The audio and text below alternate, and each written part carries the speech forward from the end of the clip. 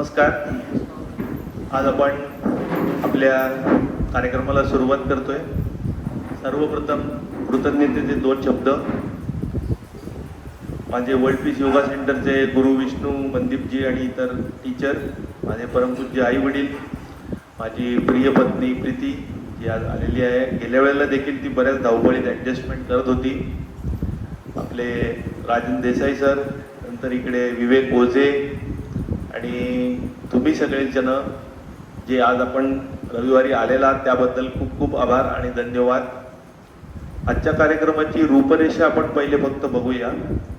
आज आपण पहिले प्रार्थना म्हणूया, मग वॉर्मअप जो योगासनाच्या पूर्वीचा असतो तो कसा करायचा समजून घेऊया.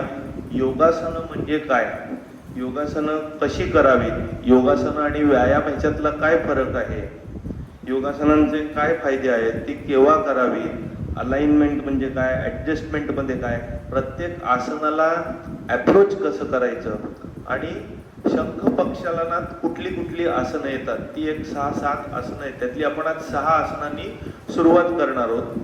योगासनाची भारतात सुरुवात कुठून झाली म्हणजे जी आधुनिक सुरुवात आहे ती, आणि मग प्रत्येक पोश्चर जी आहे ती कशी करायची, पोश्चर, स्ट्रेच, होल्ड, श्वसन आणि चिंतन मनन, हे भाग आपण केले की मग आपण गुरुपौर्णिमेचा बद्दल माहिती घेऊया जी आत्ता झाली.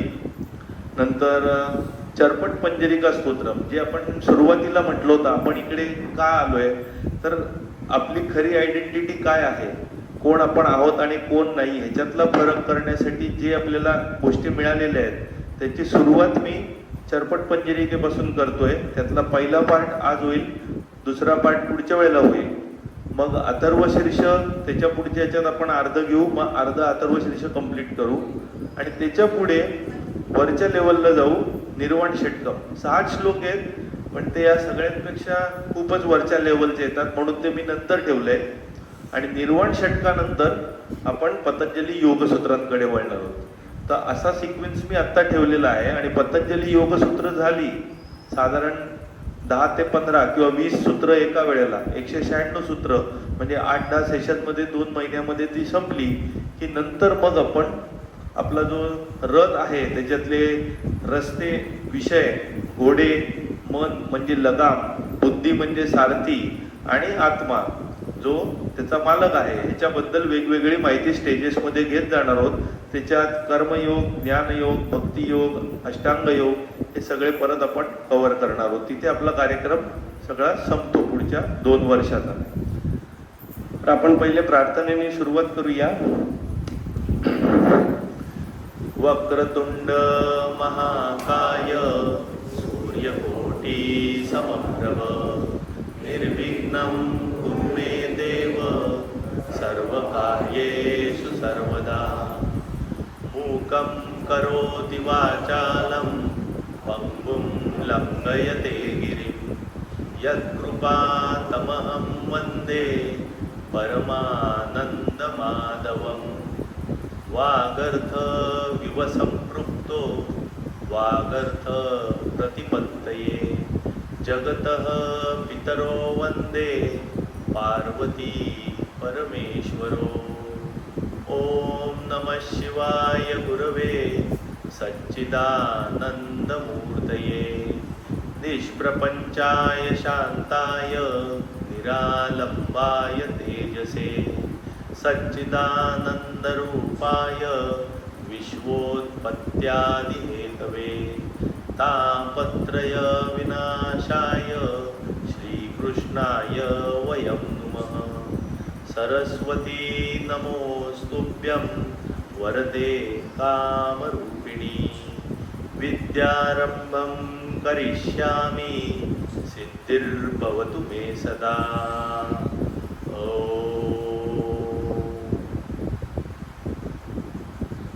तर आपण पहिले माहिती घेऊया की वॉर्मअप म्हणजे काय. वॉर्मअप म्हणजे कुठली आसनं करायच्या आधी सगळे जॉईंट्स आणि मसल्स फ्री करून नंतर आपण वॉर्मअप करणार.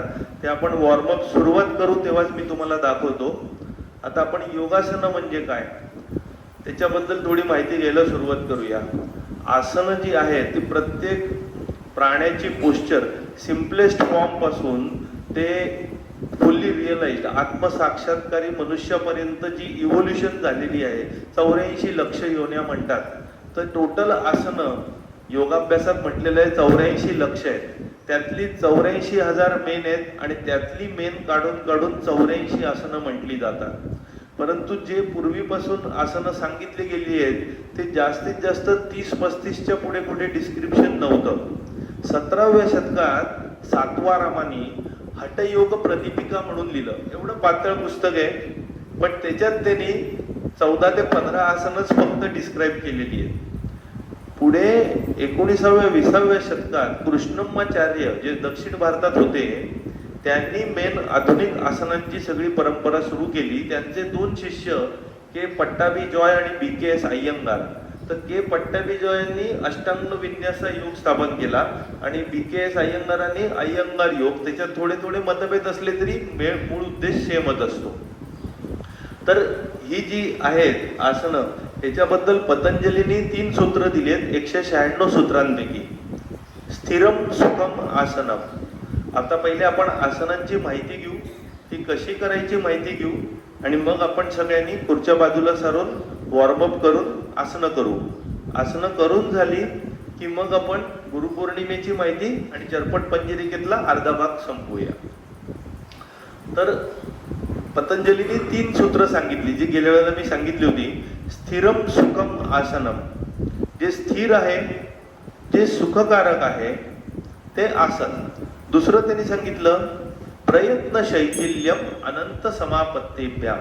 म्हणजे आसन करताना तुम्ही त्या नित्य परमात्म्यावरती लक्ष केंद्रित करा आणि त्या अनंतावरती समापत्ती म्हणजे धारणा, ध्यान आणि समाधी हे एकत्र जेव्हा होतं. आता आपण थोडं समजून घेऊ सविस्तर. धारणा म्हणजे कॉन्सन्ट्रेशन, एकाग्रता. ती धारणा तुम्ही जास्त वेळ केली की त्याचं रूपांतर होतं धारणाचं ध्यानामध्ये आणि ते ध्यान तुम्ही अजून कंटिन्यू केलं तर त्याचं रूपांतर होतं समाधीमध्ये. आता वेळेमध्ये मी जास्त जात नाहीये, किती वेळ काय ते गुंतागुंत होईल. थोडक्यात तुम्ही कॉन्सन्ट्रेटेडली एका गोष्टीत जास्त वेळ राहिलात तर त्या धारणेचं ध्यानात रूपांतर होतं आणि ती ध्यान जर अजून पुढे तसंच राहिलात तर ती समाधी अवस्थेत जाते. तर धारणा, ध्यान, समाधी या तिन्हीला एकत्र समापत्ती असं म्हणतात. तर पतंजली म्हणतात प्रयत्न शैथिल्यम अनंत समापत्तेभ्याम. त्या अनंतावर तुम्ही धारणा, ध्यान आणि समाधी जेव्हा एकत्र लावता तेव्हा तुमचे प्रयत्न आहेत ते शिथिल होऊन जातात, रिलॅक्स होऊन जातात. तुमचे एफर्टलेस होऊन जातात. तुम्हाला कष्ट जाणवेनासे होतात. म्हणजे तुम्ही थोडक्यात तिसरं शेवटचं सूत्र त्यांनी सांगितलं तर तो द्वंद्व अनभिघातः.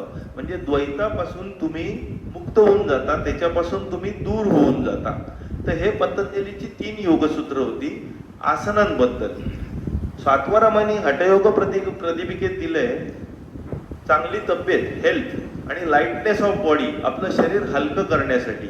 आता सातवारामांचं जे आहे ते नीट बघितलं तर हठयोग प्रतिपिका होती. फ आणि ठ, इडा आणि पिंगळा, राईट आणि लेफ्ट नॉस्ट्रिल याच्यात बॅलन्स करण्याचा जो आहे तो हठयोग, त्याच्यात युनियन करतात ते. आता आपण एक समजून घेऊया. हे जर तर मी सांगतोय त्या अनंतावरती लक्ष ठेवणं आणि सगळं विसरून जाणं, मग आसनं आणि व्यायाम ह्याच्यात काही फरक आहे का? एक्सरसाइज आणि योगासनं ह्याच्यात फरक आहे का? तर आहे. बऱ्याच जणांना मी पेशंटला विचारलं की काय व्यायाम काय करताय, ते म्हणतात आसनं करतो. ते म्हणतात श्वास घेण्याचे व्यायाम करतो. श्वास घेण्याचं जे प्राणायाम आहे जे आपण नंतर हळूहळू बघत जाऊ किंवा आसनं आहेत they are not really exercises. तर काय फरक असतो एक्सरसाइज म्हणजे व्यायाम आणि आसनं याच्यामध्ये? तर एक्सरसाइज मध्ये श्वसनाची गती वाढते, धडधड वाढते आणि बॉडीचं टेम्परेचर वाढतं. मग बॉडीची चयापचयाची क्रिया, त्याला बेसल मेटाबॉलिक रेट म्हणतात, तो वाढतो. तुम्ही आसनं करता तेव्हा श्वसनाची गती तुमची स्लो होते, तुमचं बॉडीचं टेम्परेचर कमी होतं, तुमचं बेसल मेटाबॉलिक रेट कमी होतो. कारण जेव्हा तुम्ही अनंतावरती लक्ष ठेवताय तेव्हा तुम्ही शरीर, मन आणि बुद्धीपासून दूर जाताय. जेव्हा शरीर, मन आणि बुद्धीपासून दूर जाताय त्याच्याकडे तुम्ही साक्षी भावानी विटनेस या स्वरूपाने बघताय.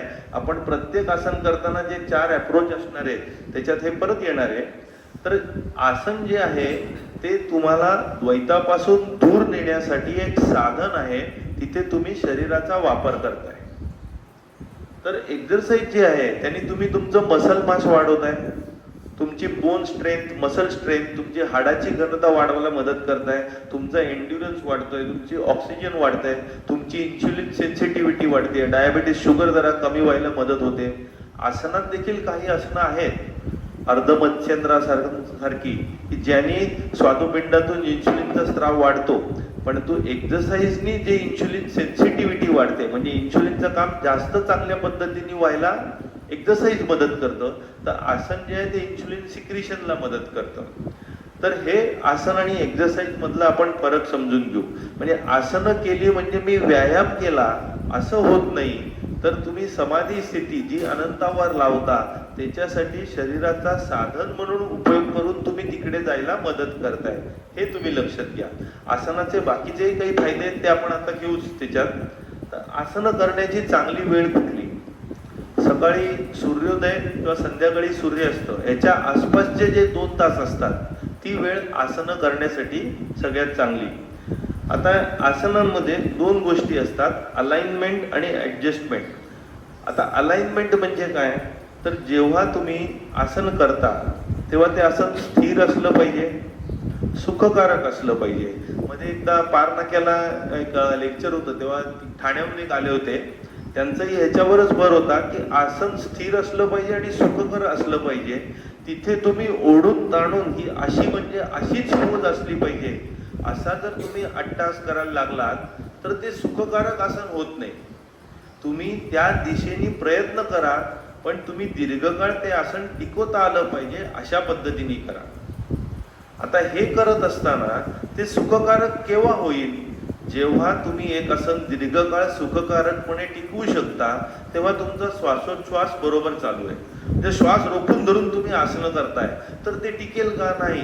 काही ठराविक आसनं आहेत की जिथे तुम्हाला श्वास रोखून धरायला लागतो, धनुरासन वगैरे काही येतात की काही याच्यात तुम्ही श्वास सोडणं गरजेचं नसतं, पकडून ठेवायचा असतो, ती टेम्पररी असतात किंवा काही डायनॅमिक आसन असतात. तर अशा याच्यात बहुतेक वेळेला श्वास तुमचा नॉर्मल जो तुम्ही रेग्युलर घेताय रिलॅक्स मध्ये श्वास झाला पाहिजे. जसं मी आसन आणि व्यायामामधला फरक सांगितला, व्यायामात श्वास वाढणार, आसनात श्वास रिलॅक्स होणार. तुम्ही नॉर्मल श्वास घ्या, भराभर श्वास घेऊन आसन होणार नाही. आसन चालू असताना रक्ताभिसरण क्रिया चांगली झाली पाहिजे. तुम्ही 2 मिनिटं आसन धरलं आणि तुम्हाला मुंग्या आल्या तर ते आसन काही बरोबर नाहीये, काहीतरी चुकतंय. मग तुम्ही त्याच्यात जरा ऍडजस्टमेंट करा, उशी घ्या, काहीतरी सपोर्ट घ्या. तिथे तुमचा जो प्राणवायू आहे तो सगळीकडे बरोबर खेळता राहिलाय ना, तुमच्या सांध्यांना फार ताण पडत नाहीये ना, या गोष्टींवर तुम्ही लक्ष द्या आसन करताना. तर या 4-5 गोष्टी जेव्हा बरोबर होतात तेव्हा त्याला अलाइनमेंट म्हणतात. आणि ऍडजस्टमेंट म्हणजे एखादी आसनाची स्थिती पोहोचण्यासाठी तुम्हाला कोणी सूचना देऊन त्या स्थितीत पोहोचवलं किंवा तुम्ही कशाची मदत घेतली, कोणी तुम्हाला प्रत्यक्ष हात वगैरे हलवून दाखवलं किंवा तुम्ही एखादी दोरी घेतली, एखादी खुर्ची घेतली, भिंतीचा आधार घेतला, तर कशाच्या मदतीने जे पोचतात त्याला ऍडजस्टमेंट असं म्हणतात. हे झालं आसनांचं. आता आपण जेव्हा आसन करणार तेव्हा हे सुरुवातीला तुम्हाला थोडं अवघड वाटेल, मी ज्या 4 गोष्टी आता सांगणार आहे, परंतु त्या लक्षात ठेवा, हळू त्या गोष्टी चिरपत जातील. तर कुठलंही आसन करताना 4 अप्रोच असतात, शारीरिक, मानसिक, भावनिक आणि आध्यात्मिक. शरीर, मन, भावना आणि अध्यात्म. तर या 4 अँगल मधून ते आसन तुम्ही बघू शकता. उदाहरणार्थ तुम्ही जर ताडासन करताय आणि तुम्ही एकदम असे राहिला किंवा असे राहिला, त्याच्यात बऱ्याच व्हेरिएशन येतात वेगवेगळ्या स्कूलमधून, म्हणजे अय्यंगार योगा किंवा पट्टाभी जॉय वगैरे. तर अशा याच्यात नंतर बिहार स्कूल ऑफ योगा पण आहे, बरेच वेगवेगळे स्कूल्स आहेत. तर अशा ह्याच्यात तुम्ही जेव्हा करता तेव्हा ते फिजिकल पोश्चर जे असतं त्याला शारीरिक म्हणतात. ती पोश्चर घेताना तुमचं लक्ष काय असतं, तुमची हालचाल कशी आहे, पोश्चर बरोबर आहे ना. दुर्दैवाने आज आसनांच्या क्लासमध्ये त्या शारीरिक पोश्चरवर सगळ्यात जास्त भर दिला जातो आणि ते कसं कट टू कट व्हिडिओत दाखवले तसं किंवा चित्रात दाखवले तसंच व्हायला पाहिजे, इथे अट्टास केला जातो. तिथे आसनातला खरं जे मूळ आहे, सार आहे, अनंतावरती समापत्ती, धारणा, ध्यान आणि समाधी ते राहूनच जातं. इथेच तुम्ही गुंतून राहून जाता. तर पहिलं शारीरिक पोश्चर. दुसरं मानसिक. मानसिक म्हणजे डोळे मिटून मी असं जर केलं तर ह्याला माइंड मसल कनेक्शन म्हणतात.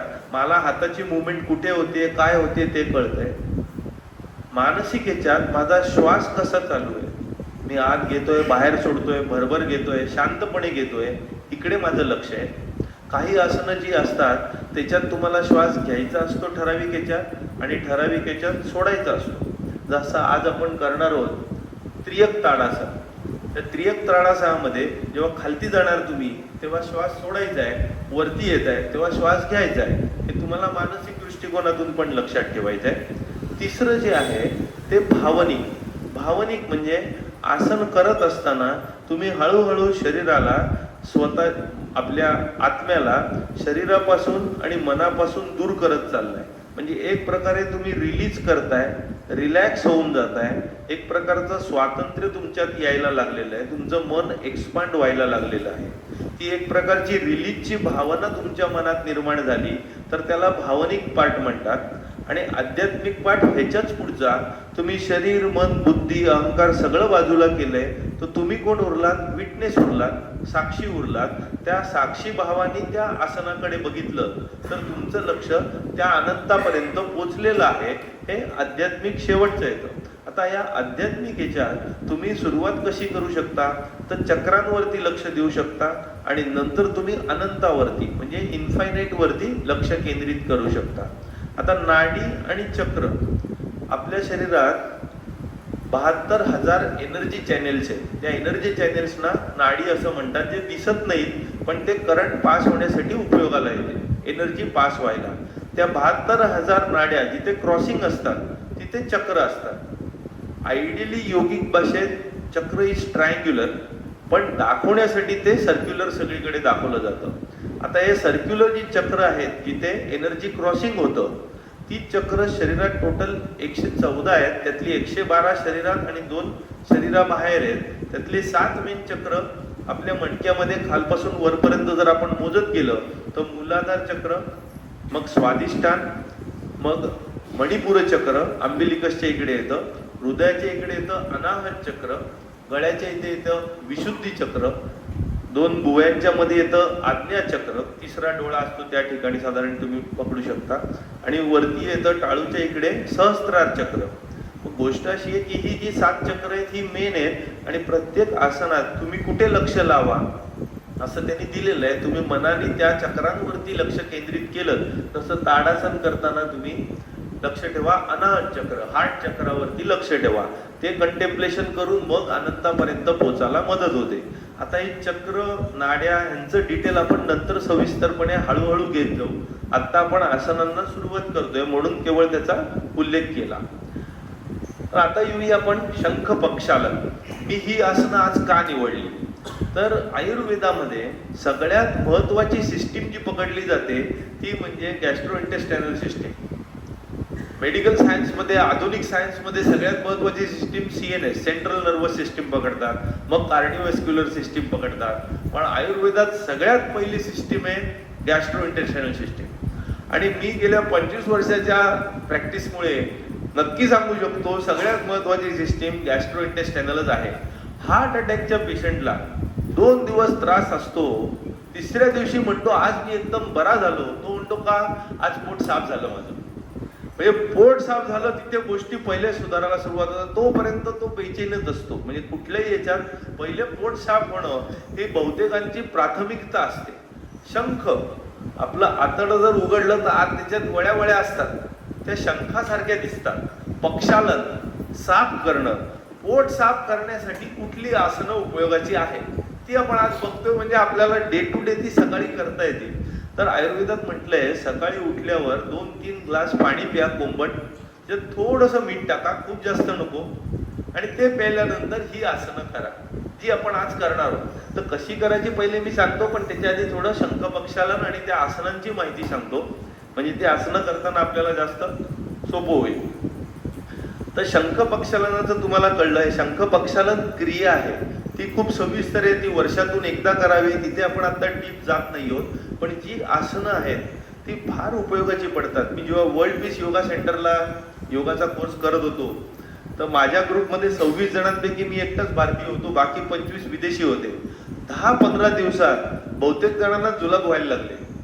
मला देखील कधी नव्हते 2-3 वेळा जायची वेळ आली. मग लक्षात आलं काय नक्की बदललं. तर रोज आम्ही आसनं करतोय आणि ही आसनं करून करून तुमच्या पोटावर चांगलंच घुसळून निघतं आणि त्याचा इफेक्ट तुम्हाला यायला लागतो. रोज सकाळी 1 तास, संध्याकाळी 1 तास आसनांचा वर्ग होता. ते 8-10 तासाचा दिवसभराचा प्रोग्राम असायचा. सकाळी 5 वाजल्यापासून संध्याकाळी 7 वाजेपर्यंत आम्ही तिथेच राहायचो. महिनाभराचा तो प्रोग्राम होता वर्ल्ड पीस योगा सेंटरचा योगा टीचर ट्रेनिंग कोर्स. तर आता या शंख पक्षाला ना आसनं कुठली दिलेली आहेत. एक दिलंय ताडासन, दुसरं त्रियक ताडासन, एक कटीचक्रासन, तिसरं त्रियक कटीचक्रासन, पुढचं आहे भुजंगासन, त्रियक भुजंगासन. इथपर्यंतच आपण बघतोय.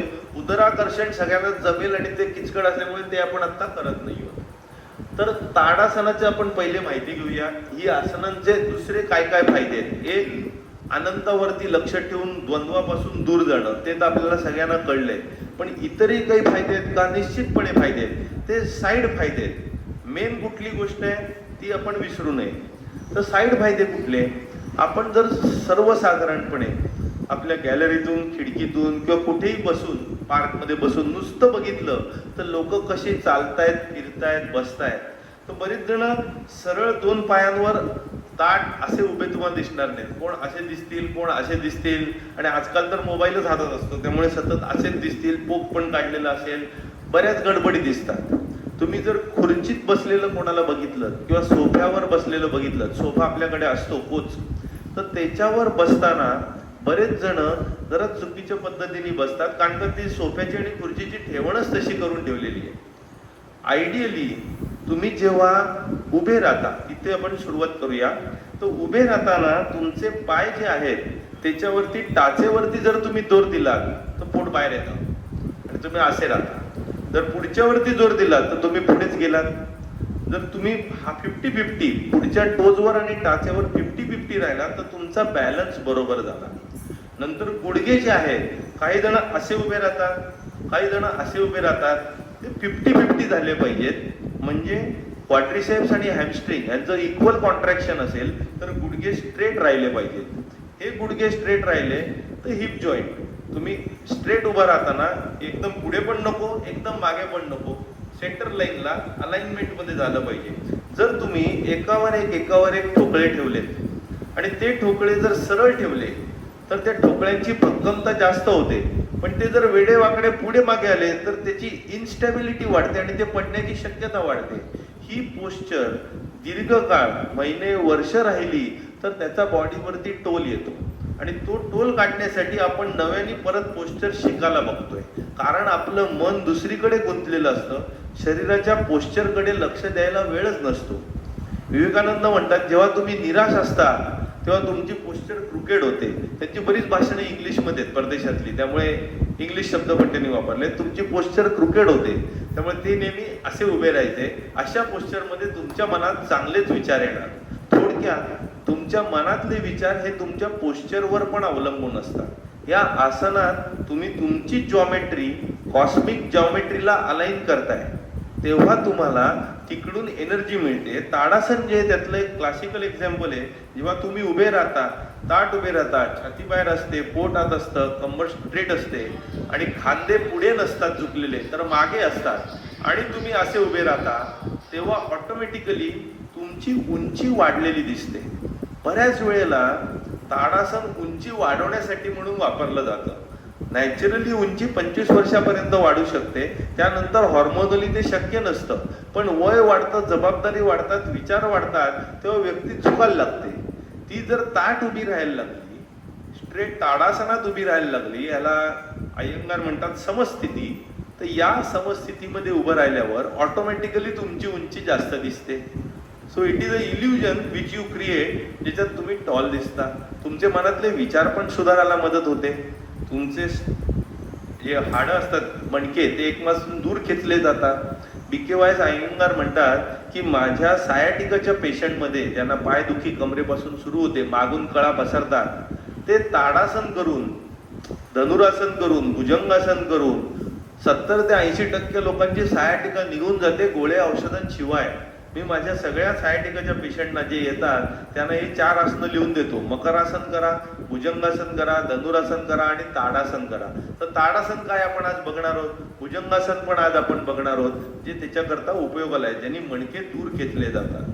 आता ताडासन हे सायाटिका आहे, ह्याच्यात तुमची एनर्जी वाढते. तुम्ही मरगळलाय ऑफिसमध्ये काम करून किंवा एका जागी बसून बसून राहिलाय, तुम्ही खुर्चीत बसून पण ताडासन करू शकता.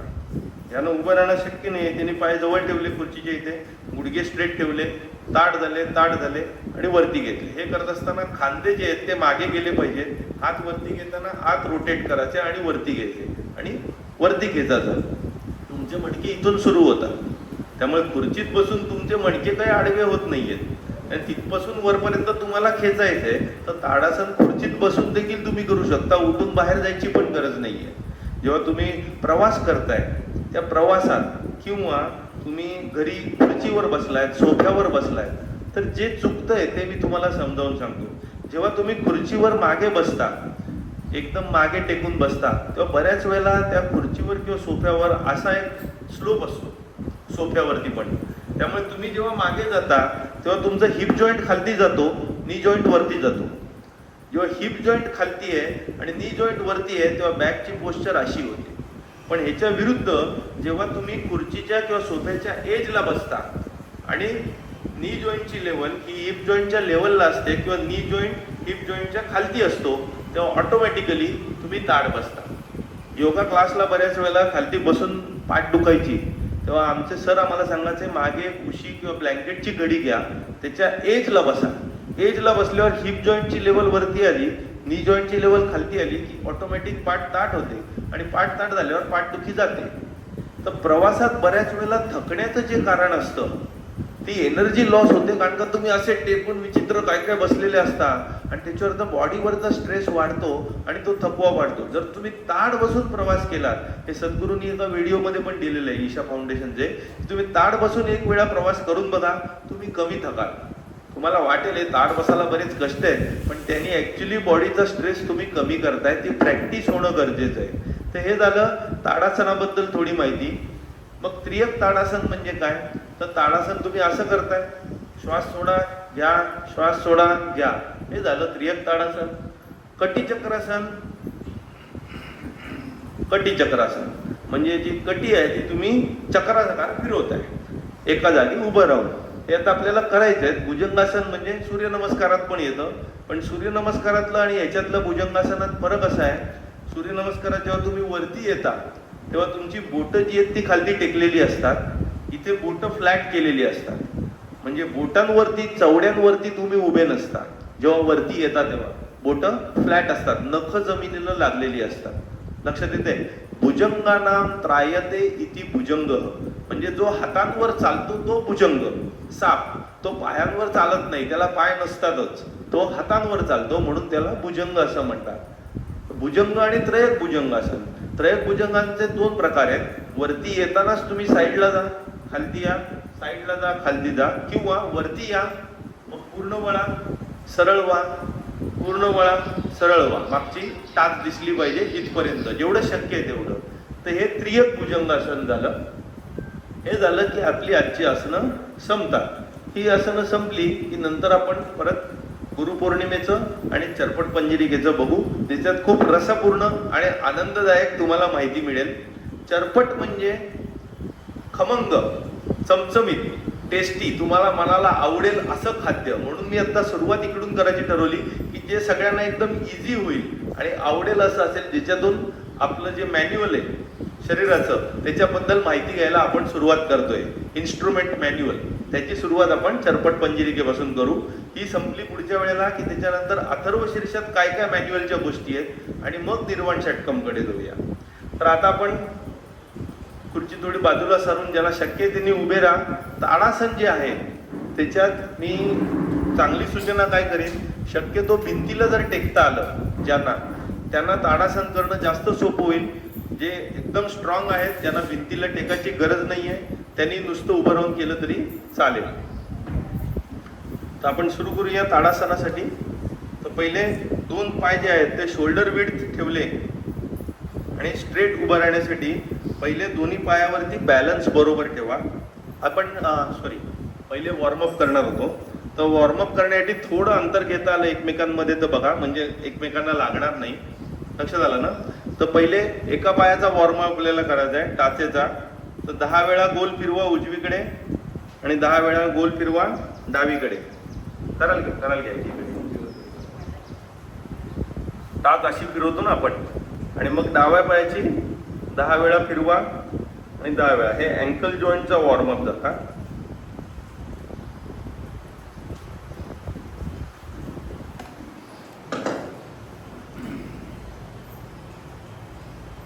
हे झाल्यानंतर दोन्ही पाय थोडे जवळ घ्या, गुडघ्यांवरती हात ठेवा आणि क्लॉकवाईज 10 वेळा.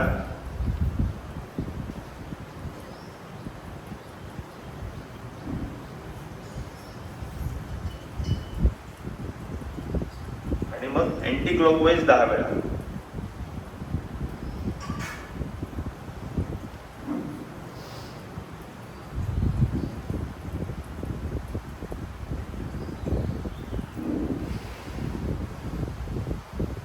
हे झाल्यावर फ्लेक्शन आणि एक्सटेन्शन उजव्या पायाचं 10 वेळा.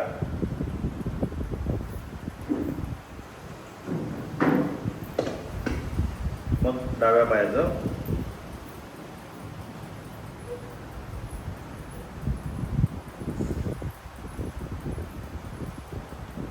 दोन पायात शोल्डर एवढं अंतर ठेवा, कमरेवर हात ठेवा, क्लॉकवाईज 10 वेळा.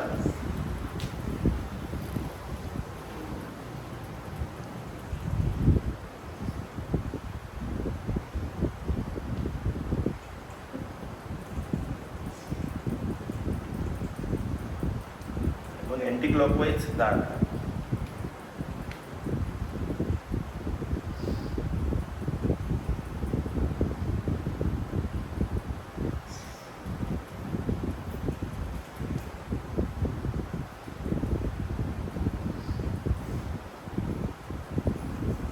खांद्यावरती हात ठेवा, 10 वेळा क्लॉकवाईज.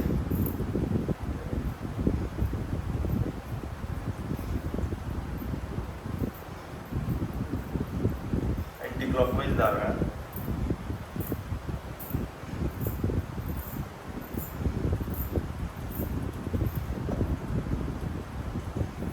दहा वेळा.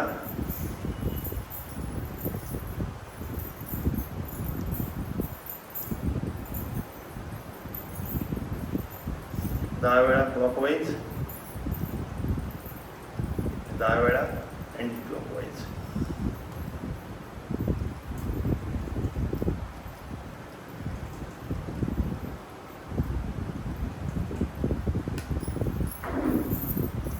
तर मानेची पोझिशन आहे. ज्यांना स्पॉन्डिलिसिसचा त्रास असेल त्याने नाही केलं तरी चालेल, चक्कर यायला नको. रिलॅक्समध्ये 5 वेळा डावीकडे, 5 वेळा उजवीकडे, 5 वेळा पुढे, 5 वेळा मागे.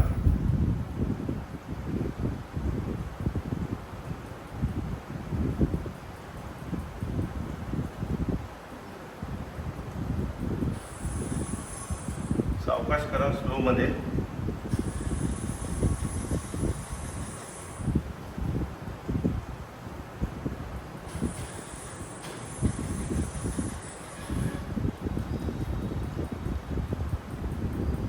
हा आपला वॉर्मअप झाला. हा आपण प्रत्येक वेळेला सुरुवातीला करणार आणि मग सुरू करणार. आज आपण 6 आसनं करतोय. ती 6 आसनं पुढच्या वेळेला आपण करणार आणि मग पुढची एखाद दुसरी आसनं शिकत जाणार. प्रत्येक वेळेला ते ॲड होत जाणार पुढच्या ह्याच्यात. आज जी आपण सगळी चर्चा केली ती पुढच्या वेळेला चर्चा नसणार. तेव्हा फक्त आता आसन करताना, ताडासन करताना पहिले पोश्चर झाल्यावर स्ट्रेच, ताणायचं. तो स्ट्रेच झाला की त्या पोझिशनला होल्ड, स्टॅच्यू केल्यासारखं होल्ड करायचं. होल्ड करून झालं की मग शांतपणे लक्ष आपल्या श्वासावर आणायचं की श्वास बरोबर नाही ना चालू, रिलॅक्समध्ये श्वास चालू आहे ना. आणि तो श्वासावर लक्ष आलं की मग लक्ष द्यायचं कुठलं चक्र आपण करतोय, तर अनाहत चक्र करतोय. मग त्या अनाहत चक्रावरून आपण अनंतावरती लक्ष केंद्रित करायचंय आणि मन, बुद्धी, शरीर ह्याच्यापासून दूर होऊन साक्षी भावाने या गोष्टीकडे बघायचंय. त्याच्यात एक चिंतन करताना लक्षात काय घ्यायचंय की हात वरती जेव्हा जातात तेव्हा काही याच्यात हात असे ठेवतात, काही हात असे ठेवतात, काही हात असे ठेवतात. तर प्रत्येक योगासनाच्या सिस्टीममध्ये थोडे थोडे व्हेरिएशन आहेत. आपण सगळे प्रकार करू शकतो किंवा एक करू शकतो.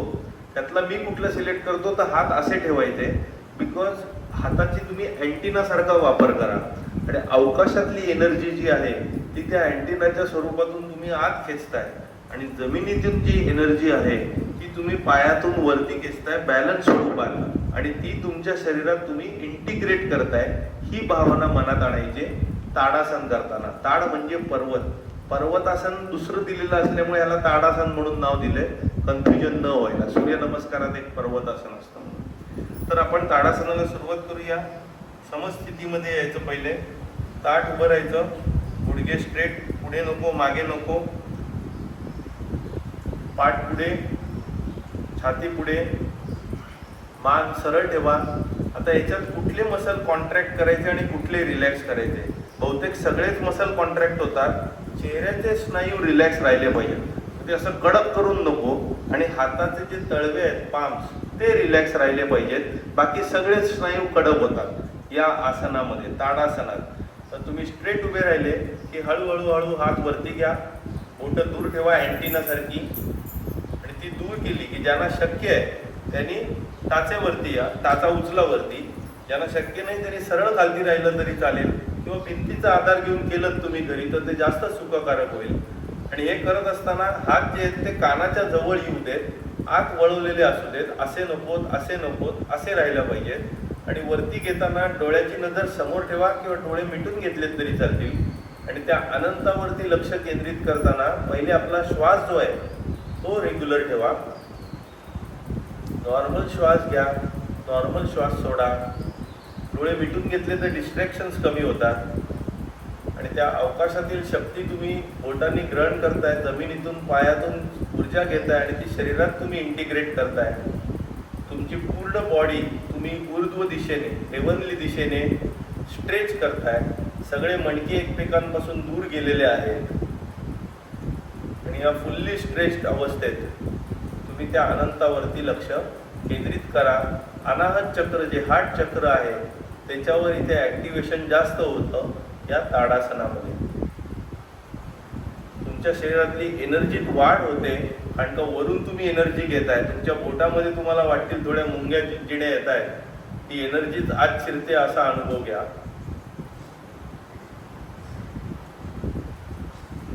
चेहऱ्याचे स्नायू रिलॅक्स ठेवा, श्वास नॉर्मल ठेवा आणि खालती या.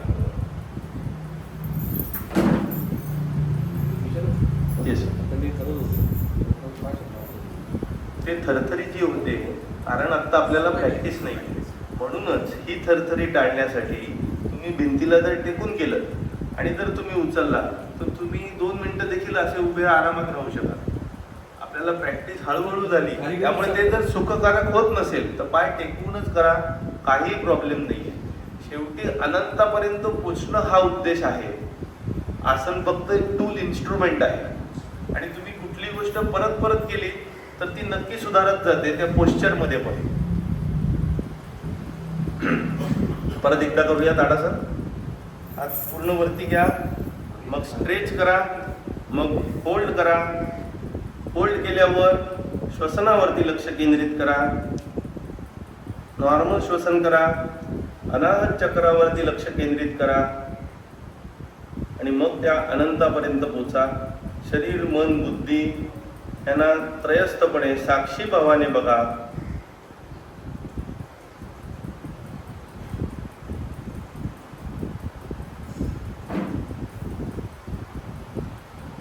नॉर्मल श्वासोच्छ्वास घ्या, श्वास रोखून धरू नका.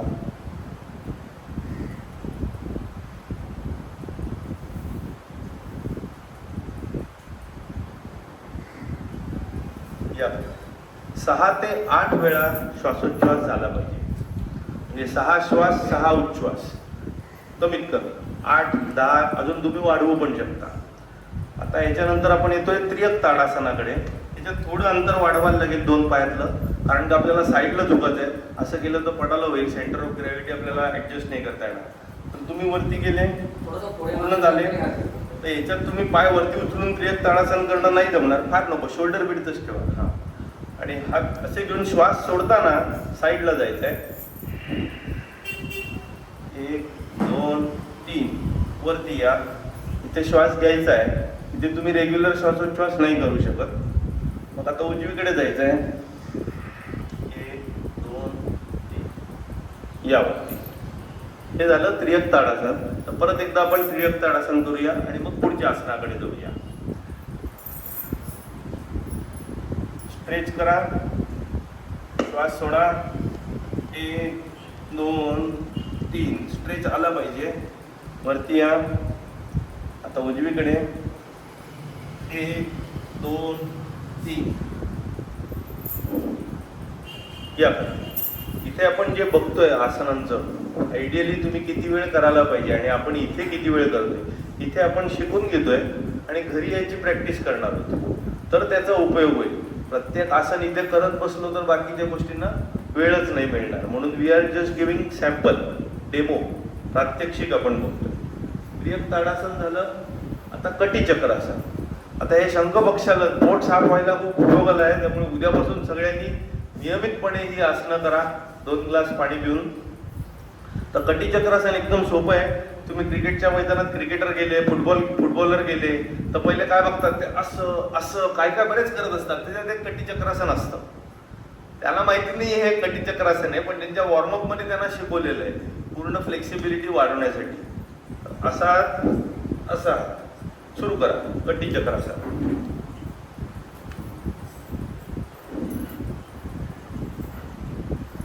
हात खांद्याला लागला पाहिजे. इकडे असा.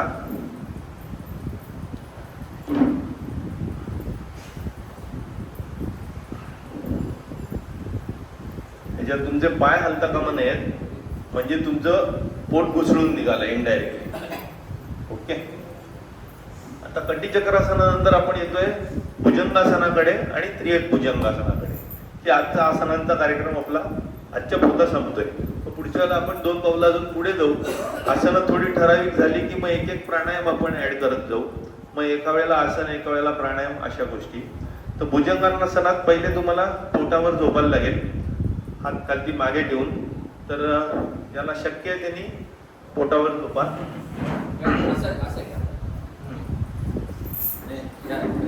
तर हात पहिले असे ठेवायचे. आता हे जे पाय आहेत ते म्हणजे असे नाहीये. हा भुजंगासनातला फरक आहे. नंतर हे हात तुमचे पुढे येतात साधारण चेस्टच्या लेवलला आणि तुम्ही वरती उचलता. हे भुजंगासन आहे. हे पकडून तुम्ही ठेवता तेव्हा तुमच्या इथे स्ट्रेच येते. त्यामुळे वरती जाताना श्वास आत घ्यायचा आहे, खाली जाताना तो सोडायचा आहे आणि सोडायचा आहे. आणि त्रियक भुजंगासन जेव्हा करता तेव्हा आपण सोपी पद्धत घेऊया. वरती यायचं आणि मागे बघायचं, मग सरळ बघायचं, मग डावीकडे बघायचं, मग सरळ बघायचं. सोपं आहे. तर हे झालं त्रियक भुजंगासन. आता सुरुवात करूया. पहिले वरती येताना श्वास घ्यायचा आहे. घ्या.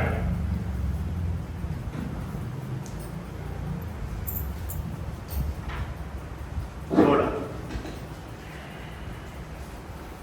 परत एकदा.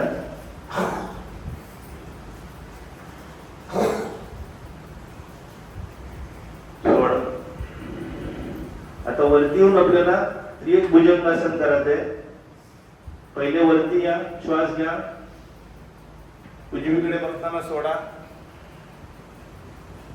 समोर बघताना श्वास घ्या, डावीकडे बघताना सोडा, परत समोर बघा, या. आता लास्ट एकदा शेवटचं. यावरती श्वास घ्या, उजवीकडे वळा, श्वास सोडा, समोर बघा, डावीकडे वळताना श्वास सोडा, परत श्वास घ्या, सोडा.